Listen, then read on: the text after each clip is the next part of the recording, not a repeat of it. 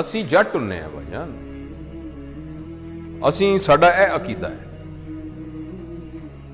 मैं head of the department of surgery हूं। Are you head of department of surgery?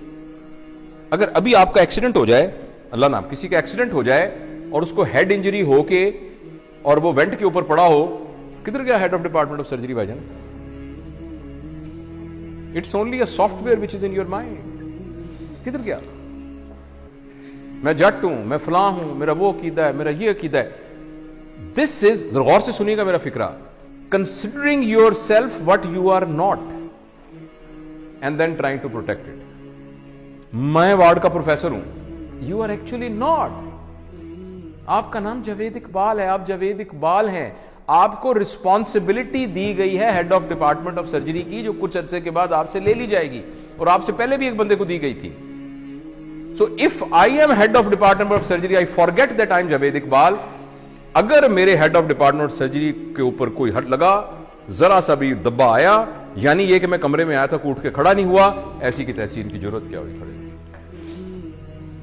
इसका नाम ego होता है।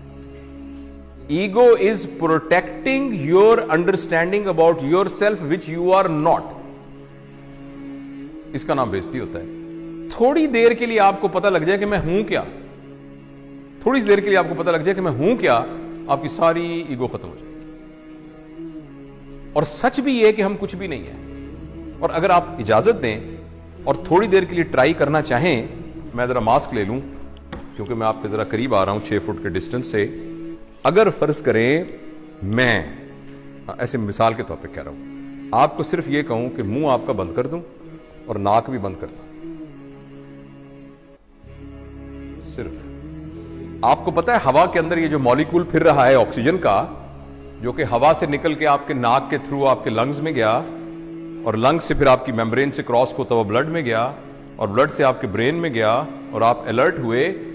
इसको कितनी देर के लिए रोक लें, the human being will become a carrot, जिसको वेजिटेटिव फॉर्म कहते हैं। आपने सुना वेजिटेटिव फॉर्म? वो वेजिटेबल क्या होती है? कैरेट होती है ना, मूली और गाजर होती है। तो एक इंसान को मूली और गाजर बनने में आपको हैरानी होगी, 4 मिनट का फासला है। उस 4 मिनट की रस्सी के ऊपर आप कह रहे हैं मैं बड़ी शाय भाई, मैं बड़ा बदमाश है इलाके का, मेरी भी कोई इज्जत है, मेरी भी कोई ताकत है। क्या इज्जत है आपकी? हैसियत क्या है? मेरी बात समझ रहे हैं आप? मैं आपको असहाबा के वाकया में से एक वाकया सुनाता हूं। हाँ, सारे नीचे पड़े थे। अल्लाह ताला ने तरबियत का एक निज़ाम बनाया हुआ है। नबी करीम सल्लल्लाहु अलैहि वसल्लम के ज़माने के काफ़ी ज़माने के बाद, जब लोगों के पास पैसा वैसा आ गया था, थोड़ी हुई थी, तो एक ज़माने के, पता है हज़रत उस्मान का ज़माना था या अली का या बकर का रज़वानुल्लाहि अलैहिम अजमाइन, तो किसी बात पर एक सहाबी ने कहा मेरी भी कोई इज्जत है। तो एक सीनियर सहाबी पड़े थे, उन्होंने उनकी दाढ़ी पकड़ ली, कहने लगे तुमने क्या कहा? ये क्या कहा तुमने सुना नहीं? इज्जत तो अल्लाह और अल्लाह के नबी की, तुमने कैसे कह दिया? एक तुमने उसके हाथ काटने काम, वो तरबियत याफ्ता लोग थे, वो टांगे कांपनी शुरू हुई। उसने कहा मुझे माफ करो, ये कैसे मेरे दिल में क्या आ गया? और हम कह रहे हैं मेरी बेइज्जती हो गई क्योंकि मैं वार्ड का असिस्टेंट प्रोफेसर हूं। राइट? जो ट्रू लीडर होता है ना, ट्रू लीडर, वो अपने आप को फॉल्स आइडेंटिफिकेशन से बचा के रखता है।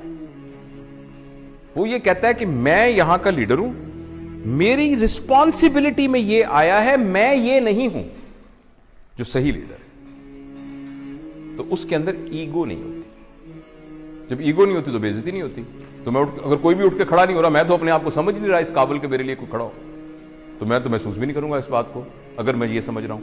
और अगर मैं ये समझ रहा हूं कि नहीं मेरी एक हैसियत थी, उठ के लोग खड़े हुए, तो मेरी बड़ी बेइज्जती हो जाएगी।